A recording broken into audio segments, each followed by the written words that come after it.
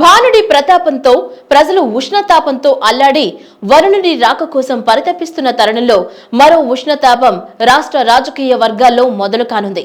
అదే జనసేన వారాహి యాత్ర. ఈ యాత్ర రాష్ట్రంలో అధికార విపక్ష పార్టీల్లో పొలిటికల్ మంటల్ని రగిలించింది. వారాహి ప్రభావం పైన విశ్లేషణాత్మక కథనం మీకోసం. Welcome to Deeksha Media. నేను శాంతి.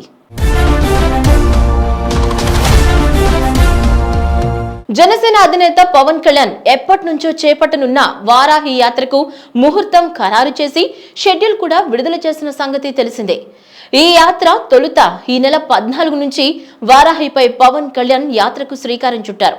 తూర్పు గోదావరి జిల్లాలోని అన్నవరం, రత్నగిరి నుంచి ప్రారంభం కానుంది. యాత్రలో ప్రతిరోజు ఓ ఫీల్డ్ విజిట్ తో పాటు ఒక్కో నియోజకవర్గంలో 2 రోజులు యాత్ర నిర్వహించేలా షెడ్యూల్ సిద్ధమైంది.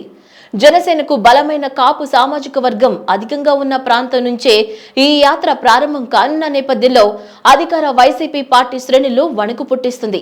దీనికి నిదర్శనం మార్చి 14న బందర్లో జరిగిన పార్టీ ఆవిర్భావ సభకు ప్రభుత్వం నుంచి వచ్చిన అడ్డంకులను సైతం లెక్క చేయక అంచనాలకు మించి హాజరైన భారీ జనసందోహం. తిరిగి జూన్ 14న ప్రారంభం కానున్న వారాహి యాత్రకు ఇప్పటికే జన సైనికులు, అభిమానులు, కాపు సామాజిక వర్గం నుంచి ఉత్కంఠ రేపుతోంది. జిల్లాల వారీగా జరగనున్న యాత్ర ఎన్నికల కోసమే యాత్ర కాకుండా జనవాణి కార్యక్రమం ద్వారా క్షేత్రస్థాయిలో ప్రజలు పడుతున్న సాధక బాధకాలు, ప్రభుత్వం పెడుతున్న ఇబ్బందుల గురించి తెలుసుకోనున్నారు. ఈ యాత్ర ద్వారా వచ్చిన అనుభవం, అడ్డంకులను తెలుసుకుని తదుపరి జరగనున్న యాత్రలకు రూపకల్పన చేయనున్నట్లు సమాచారం.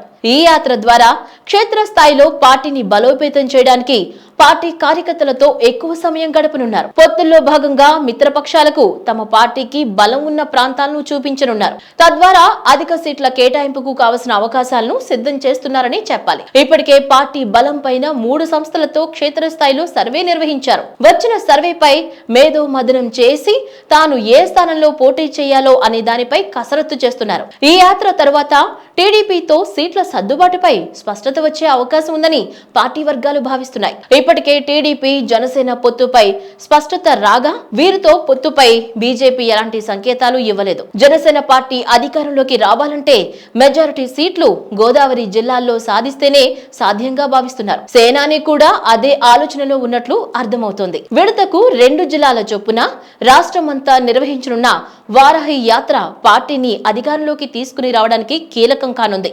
ఈ యాత్ర ద్వారా ప్రజల్లో పవన్ పైన ఉన్న అభిమానాన్ని ఓటుగా మార్చే వ్యూహం అంతర్లీనంగా సాగనుంది.